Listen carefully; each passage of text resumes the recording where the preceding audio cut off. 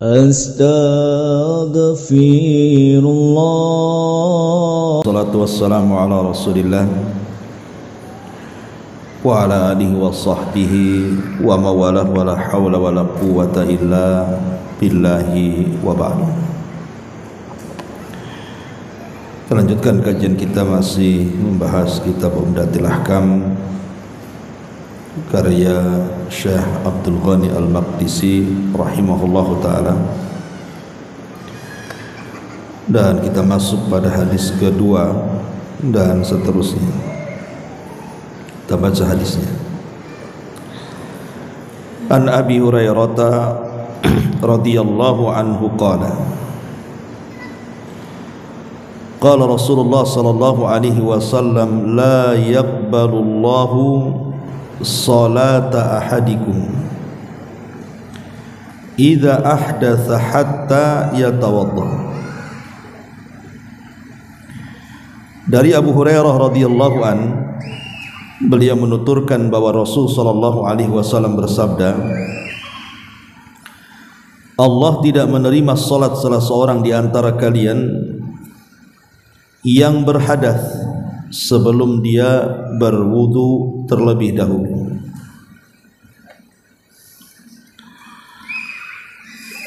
Ma'asyiral muslimat yang dimuliakan Allah Subhanahu wa taala, hadis ini menjelaskan kepada kita tentang pentingnya berwudu sebagai syarat sahnya salat. Abu Hurairah radhiyallahu an ketika meriwayatkan hadis ini, hadis yang dikeluarkan Bukhari,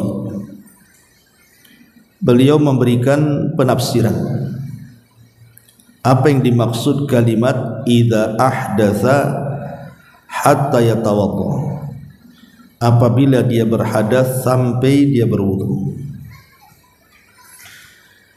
Beliau mengatakan bahwa yang dimaksud hadas dalam hadis ini adalah al-fusa wad-dhara. Jadi yang dimaksud hadas di sini artinya seseorang ketika salat kemudian dia buang angin ataupun kentut. Karena ini kan konteksnya salat. Hadas itu kan banyak. Kencing juga hadas. Buang hajat besar juga hadas. Tapi kan tidak mungkin orang sholat kencing, ataupun orang lagi sholat kemudian dia buang hajat besar. Yang memungkinkan ketika sholat ya paling buang angin.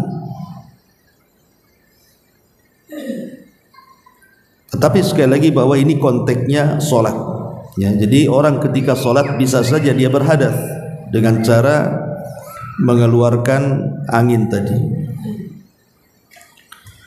Tetapi hadas sendiri yang mencakup macam-macam, karena hadas sendiri kan ada dua macam, ada hadas kecil, ada hadas besar. Adapun hadas kecil ya ma'ruf, seperti kentut, kemudian kencing, kemudian berak dan begitu seterusnya. Itu adalah hadas kecil. Tapi di sana ada hadas besar, seperti seseorang melakukan junub, kemudian seseorang mengeluarkan darah haid, atau wanita yang sedang nifas. Tapi tentu menghilangkan hadas kecil dengan hadas besar kan beda. Kalau hadas kecil itu cukup dengan berwudu berdasarkan hadis ini. Tapi kalau hadas besar itu tidak bisa dihilangkan kecuali dengan mandi besar.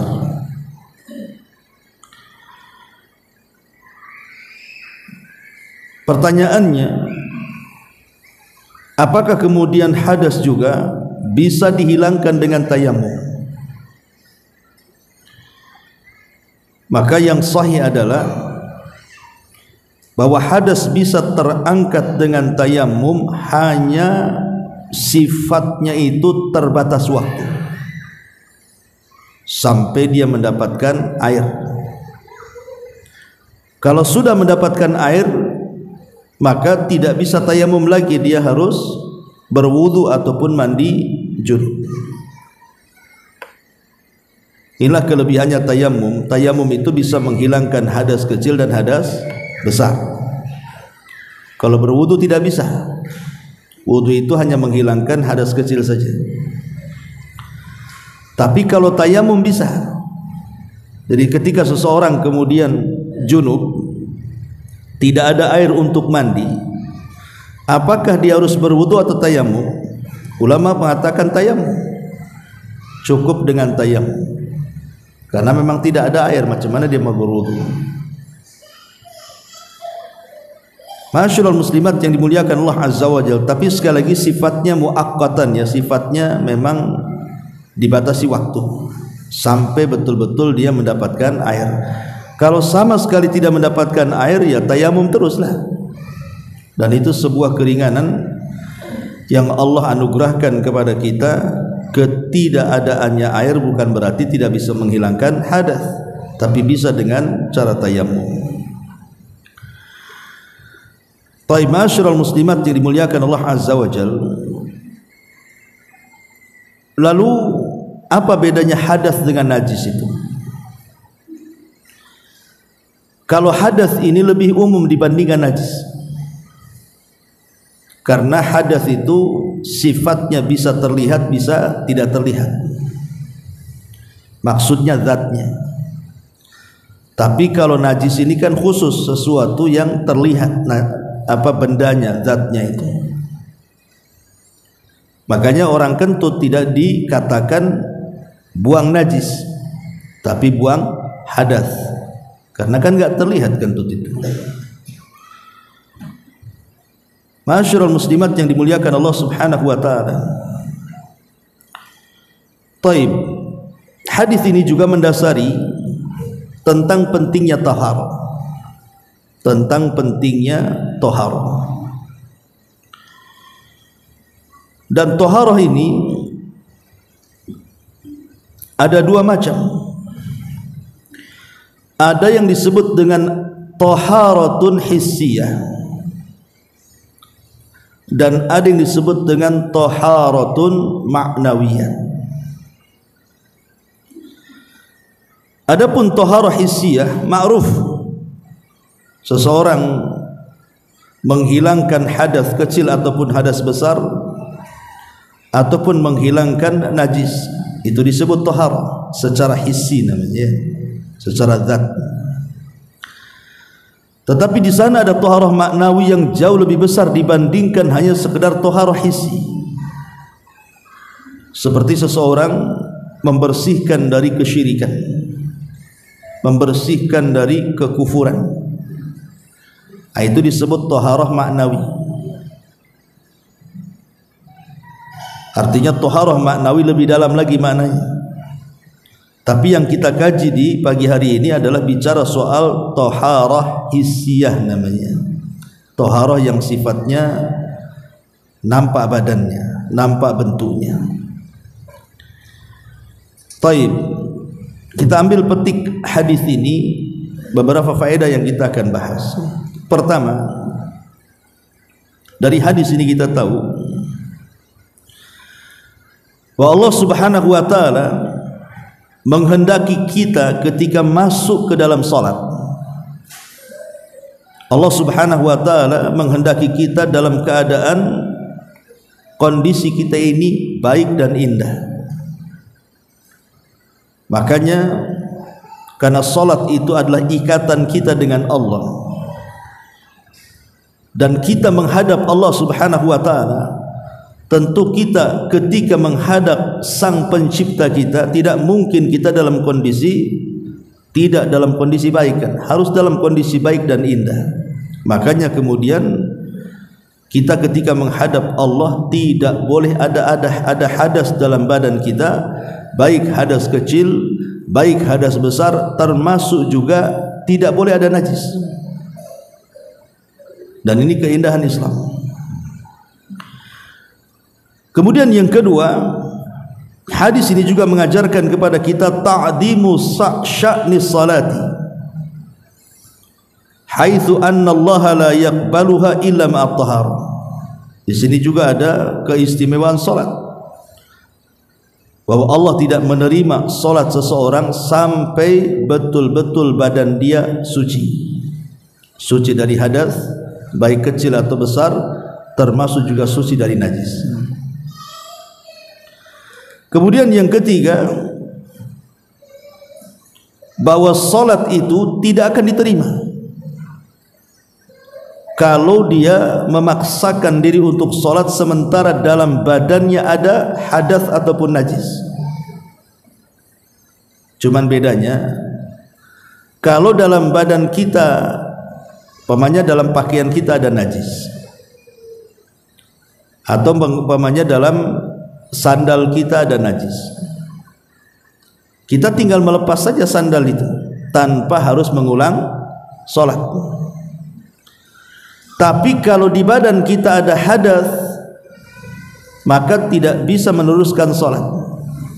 Dia harus berhenti dari salat, kemudian berwudu atau mandi junub, kemudian dia mengganti salatnya. Itulah bedanya najis dengan hadas di sini ya. Contoh umpamanya, ibu salat, ibu ingat ketika salat ini mungkin sajadah yang ibu gunakan itu terkencingi oleh anak ibu umpamanya yang masih kecil, dan ibu sholat di situ sampai selesai, baru ingat, oh iya sajadah itu kan ada najisnya. Apakah perlu diulang? Tidak ya. Berbeda dengan kondisinya ibu sholat, ibu belum berwudu, kemudian selesai sholat baru teringat, oh iya saya tadi nggak berwudu. Diulang sholatnya, bisa dipahami di sini ya. Kemudian yang keempat, bahwa al hadatsu naqidun lil wudu mubtilul lis salati in kana fiha. Bahwa hadas ini bisa membatalkan wudu. Jadi bukan hanya salat saja, wudunya juga batal, dan juga membatalkan salat kalau memang terdapat pada diri kita. Kemudian juga kalimat la yaqbalullah salata ahadikum, Allah tidak menerima. Maksud tidak menerima di sini artinya adamu sihhatis salati wa adamu ijzaiha. Maksudnya adalah tidak sah salatnya dan tidak akan dibalas salatnya. Artinya enggak secara sah dan tidaknya tidak sah, dan secara pahala dan tidaknya tidak berpahala.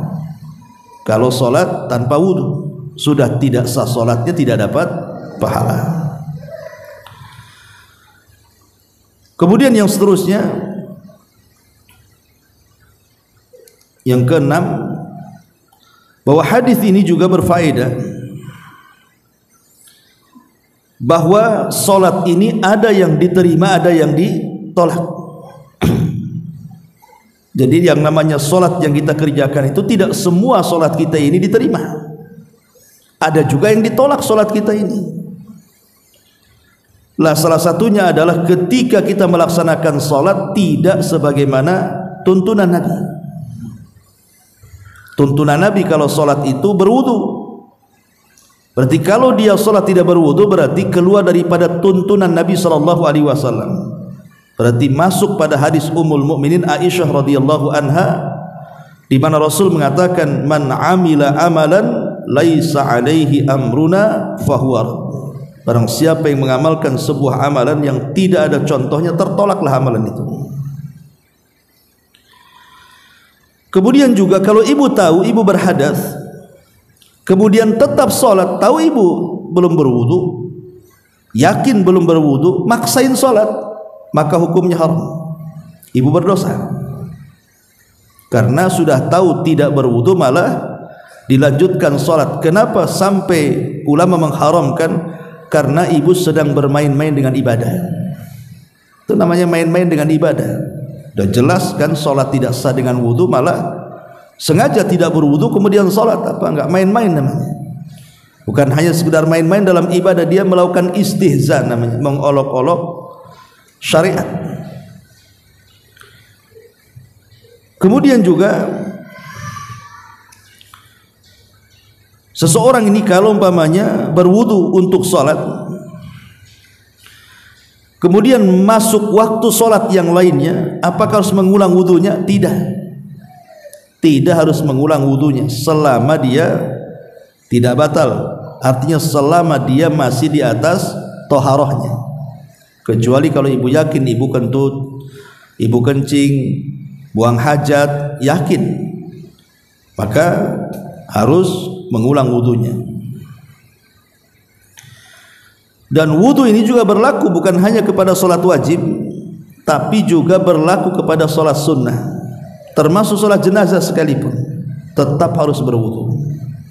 Karena hadis ini kan umum, Allah tidak akan menerima sholatnya salah seorang di antara kalian, baik sholat wajib ataupun sholat sunnah. Nah, ini di antara faedah daripada hadis yang kedua ini. Banyak kesalahan di masyarakat yang terjadi apabila melakukan wudu. Apa saja kesalahan-kesalahan dalam berwudu itu? Yang pertama, tarkul madmadhati wal istinsaq. Kadang orang meninggalkan tidak berkumur-kumur dan tidak memasukkan air ke hidung, langsung kemudian membasuh muka, maka itu tidak sah. Kemudian yang kedua, terkadang seseorang itu ketika memulai berwudu mencuci tangan sampai sikut dia. Tidak perlu sampai sikut, cukup dengan kedua telapak tangan saja. Nanti mencuci tangan sampai sikut itu ada bagiannya sendiri ketika berwudu. Tapi kalau memulai berwudu setelah baca basmalah, maka cukup mencuci kedua tangan saja, tidak perlu sampai sikut. Kemudian yang ketiga, kadang-kadang kemudian seseorang itu tasahul, meringan-ringankan ketika mencuci kaki. Kadang-kadang tidak digosok gitu ya, karena cucian itu kan artinya membilas dengan air dengan gosokan tangan, itu artinya mencuci. Tapi kalau hanya membilas tanpa gosokan tangan, itu artinya mengusap. Dan mencuci kaki itu bukan mengusap, dia harus mencuci. Jadi bukan hanya ketika berwudu diseblok gitu kakinya, enggak, tapi juga harus dicuci dengan menggunakan gosokan tangan. Dan ini banyak. Terkadang juga ada yang lebih parah, tidak ada perhatian dengan kaki. Kadang-kadang dia mengguyur kaki itu, ada beberapa bagian di kaki itu tidak terkena bilasan air. Itulah nanti masuk pada hadis yang ketiga itu, wailun lil aqabi minan nar. Celakalah, ada ancaman bagi tumit-tumit yang tidak terbasuh dengan air wudu berupa api neraka. Kemudian juga di antara kesalahan orang berwudu adalah menambah basuhan. Kita tahu bahwa basuhan dalam berwudu itu berapa kali? Paling banyak 3 kali. Yang wajib 1 kali, yang 2 sunnah. Artinya kalau ibu berwudu sekali-sekali, umpamanya muka, basuh muka sekali, basuh tangan sekali, kepala sekali, kaki sekali, sah wudunya? Sah. Karena yang wajib itu 1 basuhan. Adapun basuhan yang kedua dan yang ketiga itu hukumnya sunnah. Tapi meskipun sunnah tidak boleh melebihi dari 3 basuhan. Umpamanya jadi 4, jadi 5. Kenapa? Karena ada hadis Nabi SAW, faman zada faqad asaa wa zalama. Siapa yang menambah basuhan, dia telah salah dan telah berlaku zalim. Karena menempatkan sesuatu yang bukan pada tempatnya. Ini tidak boleh seseorang itu menambah basuhan. Paling banyak 3, paling sedikit 1. Kemudian juga di antara kesalahan orang berwudu adalah terlalu banyaknya menggunakan air. Terlalu banyaknya menggunakan air alias israf, berlebih-lebihan. Karena berlebih-lebihan ini Dilarang dalam Al-Quran, dalam surah Al-A'raf ayat 31, wala tusrifu innahu la yuhibbul musrifin. Janganlah kalian berlebih-lebihan dalam segala hal, termasuk berwudu menggunakan air, karena Allah Subhanahu wa taala tidak suka dengan orang yang berlebih-lebihan. Ya secukupnya sajalah berwudu.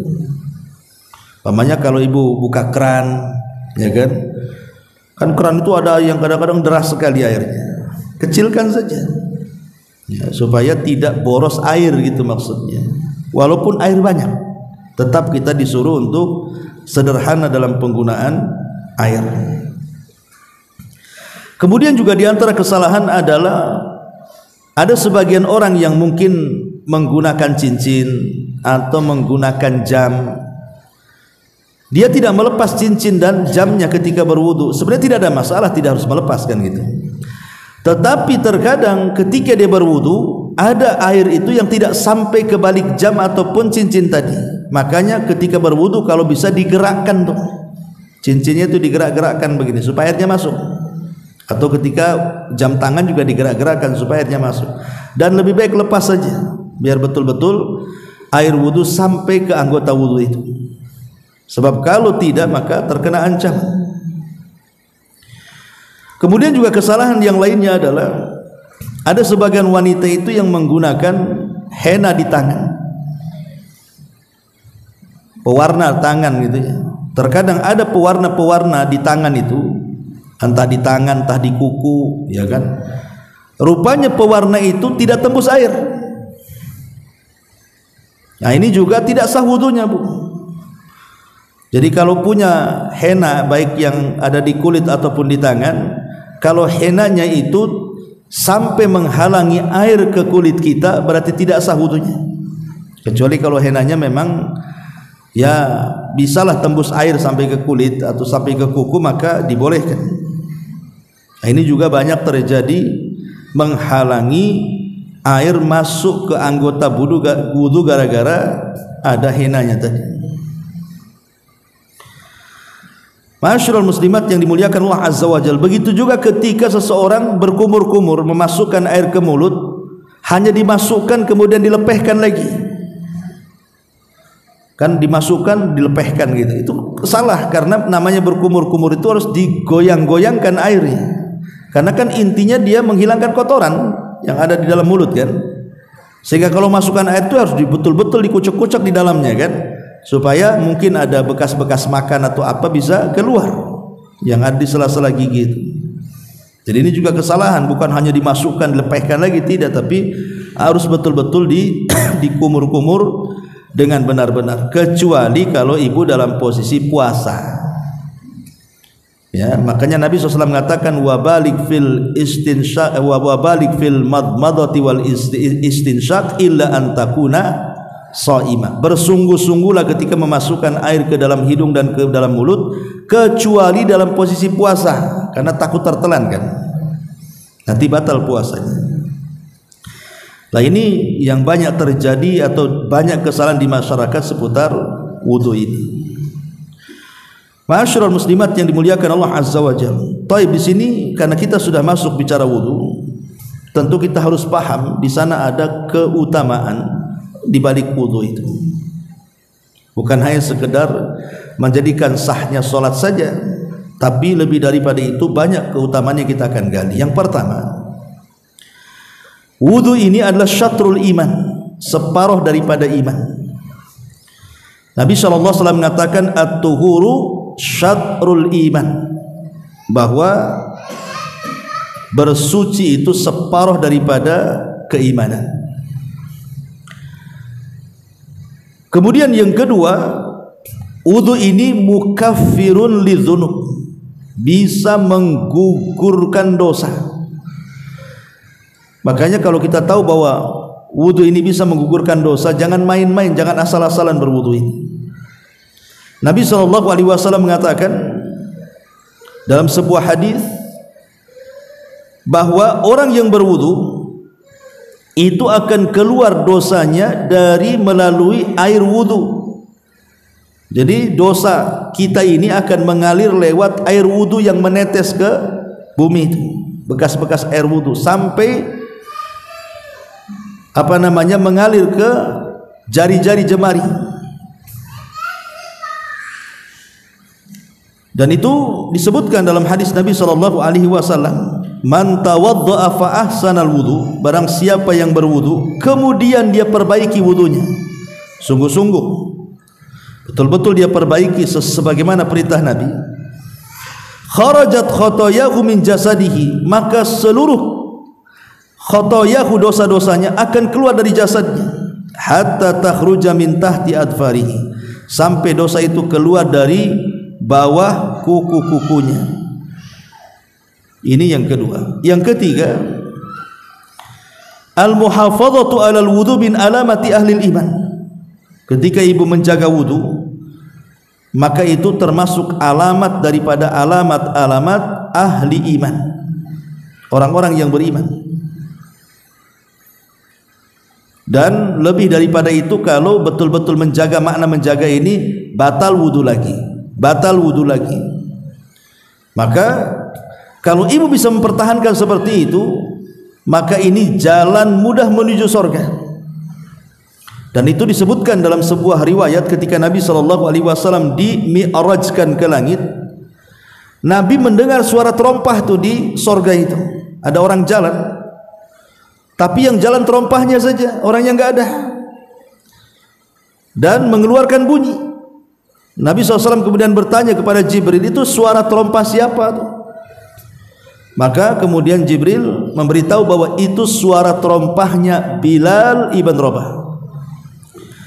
Jadi setelah peristiwa Isra Mi'raj, Nabi memanggil Bilal, kemudian mengatakan, ya Bilal, inni samitu khoskhosataka fil jannah, madza tasna? Bilal, aku mendengar loh suara terompahmu di sorga, apa yang kau lakukan?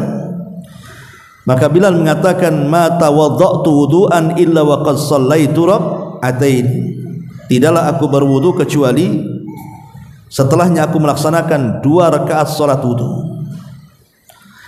Lah Bilal ibn Rabah itu terkenal menjaga kesucian. Jadi kalau batal wudu, wudu lagi. Kalau batal wudu, wudu lagi. Bukan karena solat tidak, walaupun tidak solat. Makanya kenapa kemudian Allah hadiahi Bilal dengan terompahnya sudah di sorga sebelum orangnya. Ya tidak mungkin orang masuk sorga terompahnya saja, ya orangnya pasti nyusul.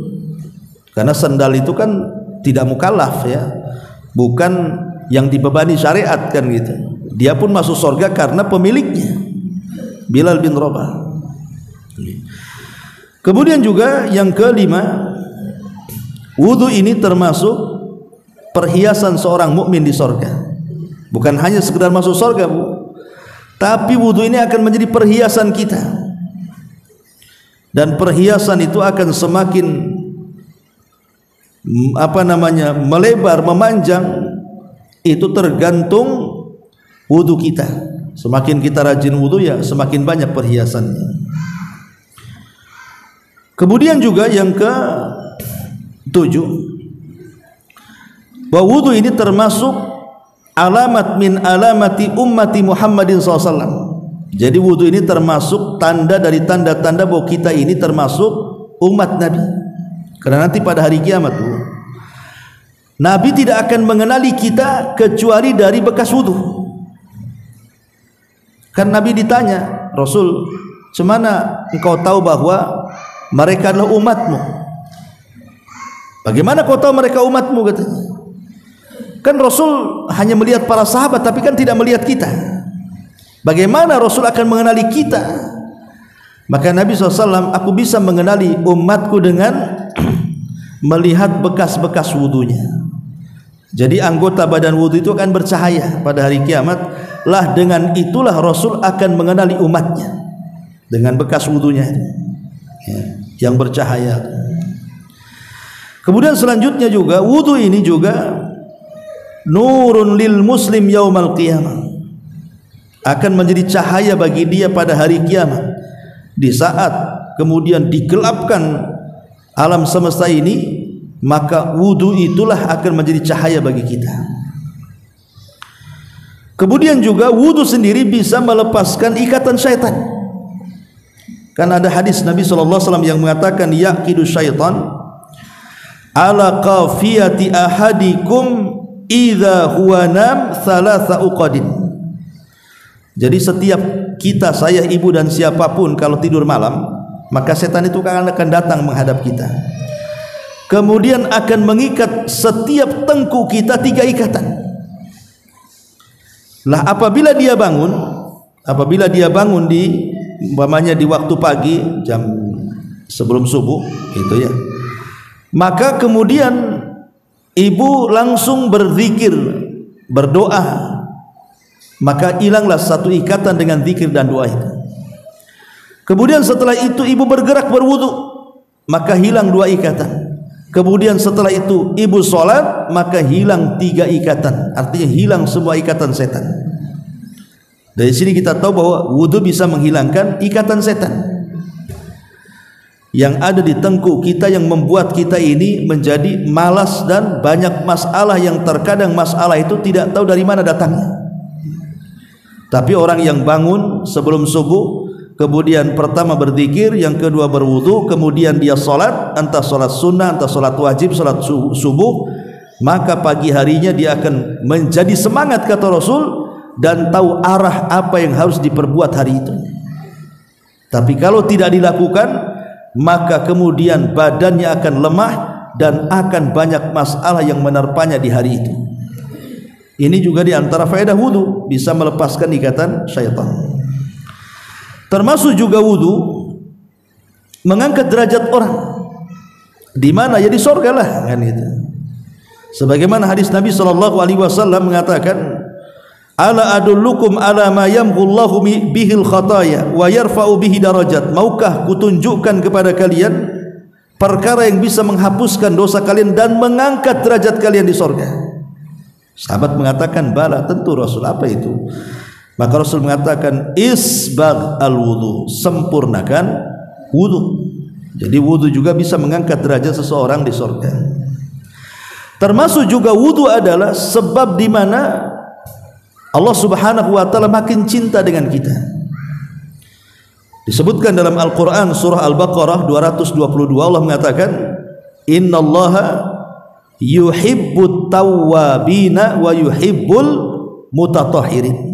Jadi Allah suka dengan orang-orang yang bertobat, dan Allah suka dengan orang-orang yang selalu bersuci. Ya, bersuci artinya berwudu di dalamnya.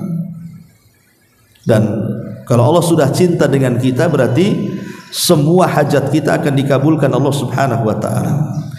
Termasuk juga sebab kita mendatangi telaga Nabi SAW. Setiap nabi itu kan punya telaga kelak pada hari kiamat.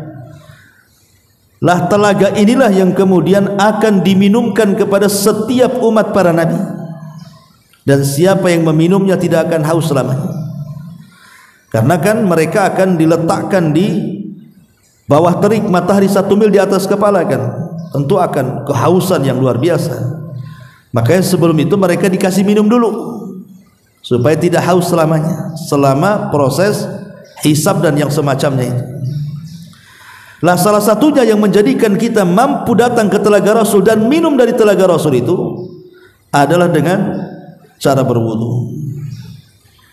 Ma'asyiral muslimat yang dimuliakan Allah Subhanahu wa taala. Kemudian juga yang selanjutnya adalah wudu ini juga sebab di mana kalau Allah wafatkan kita, maka Allah akan wafatkan kita di atas fitrah. Kata Nabi sallallahu alaihi wasallam, "Idza ataita firashaka fatawadda wudu'aka lis-salati, thumma taji 'ala shiqqil ayman." Wa qul Allahumma aslamtu wajhi ilaika ila akhiril hadis, sampai kepada fa immitta mitta alal fitrah. Kata Nabi SAW, apabila engkau menuju pembaringanmu, maksudnya tidur malam, maka berwudulah seperti wudu salat, kemudian baringkan ke lambung sebelah kanan, kemudian berdoa yang dengan doa yang diajarkan Rasul, Allahumma inni aslamtu nafsi ilaika, sampai selesai. Di ujung hadis Rasul mengatakan, kalau engkau mati di pagi hari, maka engkau mati di atas fitrah. Artinya di atas tauhid, husnul khatimah. Ya. Bahkan lebih daripada itu, bukan mati di atas fitrah saja, selama tidur, kalau dia berwudu maka akan didoakan sepanjang tidurnya oleh para malaikat. Dalam sebuah hadis Nabi mengatakan, man bata tahiran, kata Rasul, barang siapa yang tidur dalam kondisi suci, artinya berwudu gitu ya, maka ketika dia sedang tertidur datang para malaikat, kemudian malaikat akan berdiri di samping kanan dan kiri orang yang tidur tadi. Jadi setiap dia berguling ke arah kanan, malaikat sebelah kanan akan mengatakan Allahumma gfir lahu, Allahumma arhamhu, ya Allah ampuni dosanya, ya Allah rahmati dia. Kemudian kalau dia bergerak ke sebelah kiri, maka malaikat sebelah kiri juga mengatakan Allahumma gfir lahu, Allahumma arhamhu, ya Allah ampuni dosanya, ya Allah rahmati dosanya. Begitu terus malaikat, setiap guling ke sini didoakan, setiap guling ke situ didoakan sampai dia terbangun. Bayangkan, tidur saja didoakan malaikat, tidur saja jadi ibadah tuh ya. Itulah tidurnya orang alim. Kalau tahu hukumnya enak tidur itu. Tapi terkadang karena tidak paham hukum tidur ini seperti apa, ya kadang-kadang tengok kasur, tengok bantal langsung geletak gitu saja ya. Dia tidak paham bahwa tidur pun bisa jadi ibadah sebenarnya. Dengan cara apa? Berwudu sebelum tidur supaya didoakan malaikat ampunan dan rahmat. Nah, ini juga diantara keutamaan wudu ya. Termasuk juga keutamaan wudu ini adalah tahqiq al-iqtida bi Rasulillah. Kita ini betul-betul mewujudkan ittiba, pengikutan kita kepada Nabi sallallahu alaihi wasallam dengan cara melakukan wudu, karena Rasul juga tidak pernah lepas daripada berwudu. Dan wudu kita kan harus seperti wudunya Rasul, jelas tartibnya, dari mana dulu, mana awal, mana akhir, tidak boleh kecuali harus ikut Nabi sallallahu alaihi wasallam. Masyaallah muslimat yang dimuliakan Allah azza wa jalla, lebih-lebih kalau ditinjau dari segi kesehatan kan. Wudu ini wiqayatul insan min amradi al-jihazi at-tanfisi. Disebutkan bahwa wudu ini bisa menghalangi penyakit-penyakit yang membahayakan yang datang dari bakteri-bakteri yang akan menyerang badan kita. Kemudian juga dengan wudu sendiri tansyitu ad-daurati damawiyah. Dengan berwudu itu bisa melancarkan darah dalam badan kita. Kemudian juga berwudu ini wiqayatul insan minal isabati bil amradi jildiyati, bisa mencegah manusia dari penyakit-penyakit kulit yang bisa menyerang penyakit-penyakit kulit itu. Termasuk wiqayatul insan min amradil fammi wal asnan, bisa menghalangi dari penyakit-penyakit yang terkadang menyerang mulut dan juga gigi. Kemudian juga wiqayatul insan minal isabati bi amradil ain, termasuk juga bisa menjaga dari penyakit-penyakit yang akan menyerang mata ketika kita membasuh, menyerang hidung dan banyak. Bahkan lebih daripada itu, wudu bisa mengobati orang yang terkena hasad, terkena ain. Ya, karena begini Bu, kebanyakan orang mati itu kan karena kena ain. Ya, kebanyakan orang meninggal itu karena ain. Ingat. Makanya kenapa di zaman medsos di sini saya nasihatkan Bu, jangan suka mampangin foto.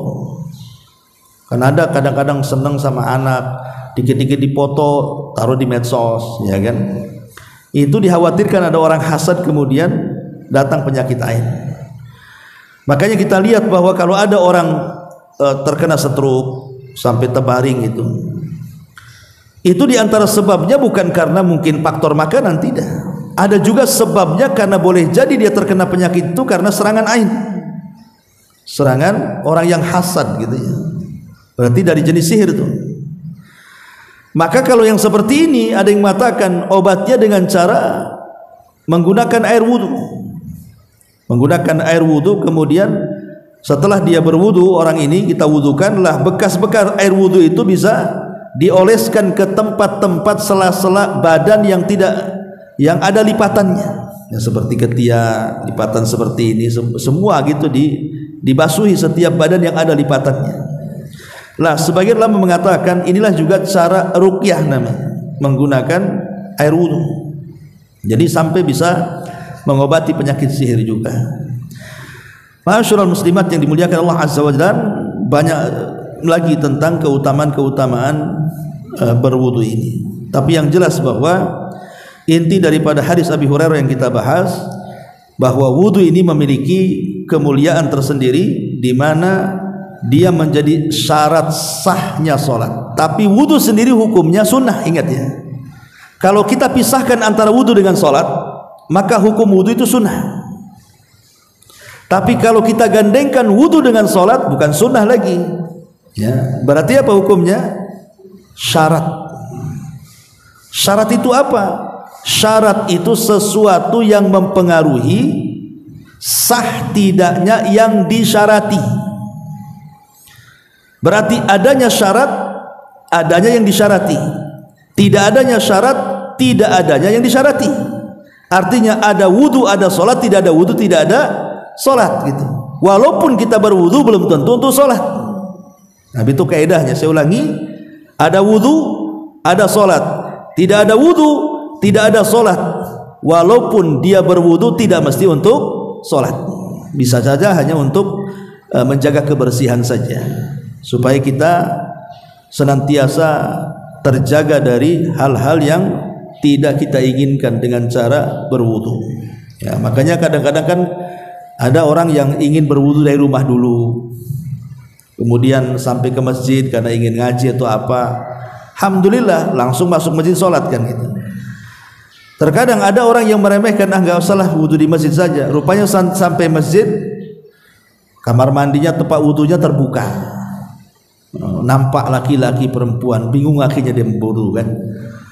Makanya kalau orang itu menjaga wudu, dia akan tenang ketika sholat. Saya ada wudu lah, langsung sholat, kan enak gitu ya kalau jaga wudu itu. Jadi memudahkan dia juga. Wallahu alam, saya kira cukup sampai di sini. Baik, sebelum saya tutup, kalau ada yang mau bertanya silakan.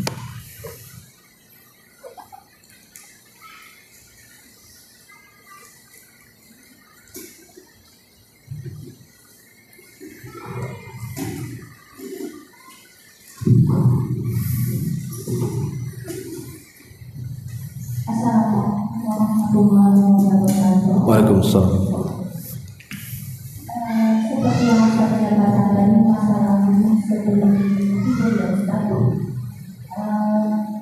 Kalau ditinjau dari masalah dunia sendiri tadi tidak dikatakan wajib saja. Terus sementara kita seorang wanita ini ada masa untuk beristirahat, untuk tidak sholat. Tentu saja. Namun kebiasaan ini karena kita sudah sejak kenal itu selalu menjaga wudu. Terus apakah terpakai agar kita sebelum tidur kita wudu kita tetap terpakai? Tetap berwudu, karena wudu sebelum tidur itu sifatnya ta'abbudi, sifatnya hanya beribadah, bukan dalam rangka menghilangkan hadas. Makanya ada hadis Nabi SAW, kalau seorang suami menggauli istrinya dan ingin mengulang kembali, kata Rasul, berwudu. Lah apa gunanya berwudu? Bukankah ketika dia melakukan hubungan pertama kan dia hadas besar? Harusnya bukan berwudu tapi mandi kan? Tapi Nabi tidak memerintahkan mandi, justru diperintahkan wudu kan, karena itu akan lebih ansyat, lebih semangat lagi gitu. Ada semangat yang kedua. Artinya kan bukan untuk menghilangkan najis kan, tapi ada keperluan lain supaya lebih semangat lagi, ada timbul kesemangatannya. Jadi berwudu sebelum tidur itu sifatnya ta'abudian, beribadah dengan berwudu sebelum tidur, bukan faktor yang lain. Jadi walaupun kita sedang junub, sedang haid, sedang nifas, sudah berwudu saja kemudian tidur. Tapi itu bisa dijadikan sebagai dalil ya Ustaz, bahwa untuk keadaan haid dalilnya itu sebagaimana perintah ketika seorang suami menikahi istri kedua, sebagai dalil. Iya, sebagai landasannya di situ. Iya, berarti ini juga bisa terpakai ketika kita keluar rumah, semua aktivitas kita, karena kita tidak hanya ibadah, tapi karena itu hanya untuk Ustaz hanya memang ta'abbudi, memperbarui wudu. Wallahu alam, apakah dalil itu juga berlaku di semua tempat? Wallahu alam. Tapi kita kan hanya mengambil kekhususan dalil saja. Kekhususan dalil artinya yang ada dalilnya. Yang ada dalilnya ya sebelum tidur atau ketika hendak mengulang melakukan hubungan. Itu yang ada dalilnya. Terus kedua Ustaz, masih terkait dengan tidur. Anak pernah dengar ketika kita meyakini bahwa wudu itu hanya sunnah, tidak wajib. Terus tidak dalam keadaan hubungan, tapi kita sadar ketika ketiduran di tengah malam kita buang angin. Itu apakah kita tetap mendapatkan doa dari malaikat ketika kita tidak berwudu lagi, atau waktu itu kita harus bangun mengulangi wudu lagi? Hadisnya memang jelas bahwa barang siapa yang bata tahiran, dia tidur dalam posisi suci, ya, maka malaikat akan datang dan berusaha untuk mendoakan kita, memintakan ampun dan rahmat. Kalau seandainya umpamanya tidur jam 10, bangun pula jam 1, ya, tentu tidur itu membatalkan sholat, membatalkan wudu. Tidur nyenyak itu membatalkan wudu. Berarti harus wudu lagi. Kalau terbangun pengen kencing umpamanya kan, pengen melanjutkan tidurnya, ya wudu lagi lah, supaya tetap dalam kondisi wudu. Karena kalau tidak wudu lagi terputus kan, karena dia sudah tidak suci lagi ketika tidur. Karena tidur itu pembatal wudu. Kecuali kalau tidurnya selip-selip chicken, ya iyalah. Kalau hanya tidur-tidur ayam saja enggak, itu enggak batal wudu. Tapi kalau tidur bangkai ya lain, artinya enggak ingat apa-apa kayak orang mati, ya itu berarti nyenyak. Apalagi disertai ngorok, berarti nyenyak kali itu. Kalau nyenyak kali berarti batal wudunya. Berarti kalau bangun jam 1 pengen kencing, sekalian wudu, tidur lagi gitu kan. Berarti untuk memperjelas Ustaz, kalau kita terbangun di tengah malam, ini di saat kita tidur di awal, kita mau mengerjakan sholat itu setengah 3 ya Ustaz, atau jam 3 karena sampai subuh. Terus ternyata anak pulang atau bapak atau ayah suami jam 1 malam misalnya Ustaz, ada kepentingan, dan itu kita dari jam 7 ya Ustaz. Kita tidak bawa air kecil untuk menjaga supaya kita dapat doa dan berkah, berarti saat itu kita harus hubungan Ustaz. Seperti itu ya. Bangun tidur? Iya, kita sudah tidur. Tidak, bangun tidur sendiri itu adalah batal kan wudunya, sudah batal wudunya. Berarti kan harus wudu lagi. Iya. Oh iya.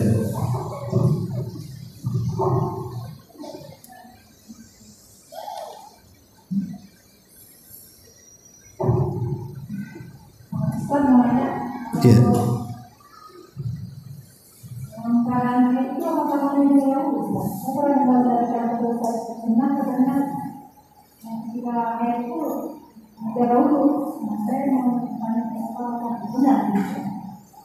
Iya, kalau tidak ada nasnya tidak boleh wudu. Orang haid itu walaupun wudu tidak akan menghilangkan hadas. Ya. Cuman kan yang saya maksudkan adalah ketika hendak tidur saja. Itu kan yang ada hadisnya kan cuma 2. Ketika hendak mengulang melakukan hubungan suami istri, ya, dan ketika hendak tidur. Itu saja riwayatnya. Adapun kemudian apakah hadis diumumkan, ya tidak bisa lah kan gitu. Karena kan kita hanya berpatokan dengan 2 hadis tadi sesuai dengan konteksnya. Berarti kita kalau terbiasa wudu sebelum tidur, ya sudah wudu saja. Walaupun dalam kondisi haid, walaupun dalam kondisi nifas, karena sudah kebiasaan dia berwudu. Ya, kenapa dia berwudu? Karena sifatnya ta'abbudi, hanya ingin beribadah dengan wudu itu, bukan hendak menghilangkan hadas gitu maksudnya ya. Termasuk juga orang yang mengulang melakukan hubungan suami istri, kan tidak mungkin wudu menghilangkan hadas besar kan? Tapi kan di situ ada tujuan lain, maksudnya berwudu itu supaya makin ada lagi semangatnya gitu. Itu saja sebenarnya. Berarti hanya dua konteks ini saja yang dibolehkan berwudu dalam kondisi berhadas itu. Selainnya ya tidak dijadikan umum dalil ini. Apalagi orang yang haid dan juga nifas itu kan juga dia membawa hadas besar masalahnya. Ya. Kalau di tempat yang dilakukan wudu itu ada luka dan tidak bisa terkena air, itu bisa dilewati, jadi tidak ada Belum paham saya. Berwudu? Misalnya ada negara yang diwajibkan berwudu. Di anggota yang lainnya bisa berwudu, tetapi di tempat yang wajib berwudu itu ada luka yang nggak bisa kena air gitu, Ustaz. Misal, apa bisa dilewatkan gitu, tidak dibasuh karena sakit gitu, misalnya karena ada luka. Umpamanya tangannya tergores di sini, ada perban gitu ya. Kalau dibuka masalah ya itu tergantung dokter. Kalau memang kata dokter itu tidak boleh terkena air, kalau terkena makin parah, ya kan? Maka dilewatkan saja, cukup diusap atasnya. Itu namanya bab mengusap perban. Nanti ada babnya. Itu dalam fikih itu bab mengusap perban, bab mengusap imamah, bab mengusap khufain, kaos kaki, jawrob ataupun khuf sepatu, itu ada semua babnya ya. Jadi kalau memang ada luka di anggota badan yang wajib dibasuh dan kalau terkena air bisa bermasalah, maka cukup diusap atasnya saja, di atas perbannya. Itu saja. Wallahu a'lam.